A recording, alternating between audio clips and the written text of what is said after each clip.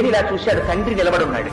అపారమైన కోపం వచ్చింది కొడుక్కి. శివాభిషేకం చేస్తున్న ఆవు పాల కుండని తన్నావు అని గొడ్డలి తీసి తండ్రి కాళ్ళ మీదకి విసిరాడు. తండ్రి రెండు కాళ్ళు తెగిపోయి ఆ ఇసుకలో పడి రక్తం వరదలై పారి ఏడ్చి మరణించాడు. ఆ పిల్లవాడి యొక్క భక్తికి పొంగిపోయి శంకరుడు ప్రత్యక్షమయ్యాడు. ప్రత్యక్షమై, విచార శర్మ, నా కోసం ఆవు పాలతో ఇంత తాదాత్మ్యంతో అభిషేకం చేశావు కనుక నేను భోజనం చేసిన తరువాత మిగిలిన పదార్థాలు నా కొడుకులు కూడా ముట్టుకోవడానికి వీల్లేదు, నువ్వు తినాలి. నీకు చూపించి నువ్వు తినేసిన తర్వాత నువ్వు తీసుకెళ్ళమని అనుగ్రహిస్తేనే వాళ్ళు తీసుకోవాలి. అందుకని నీకు వరం ఇస్తున్నానన్నాడు. ఇవాళకి మనం శివాలయంలో ఏమిటో తెలుసా అండి, చిటికెల చండీశ్వరుడు అని పేరు ఆయనకి. ఆయన ఎప్పుడు భావ సమాధిలో ఉంటాడు.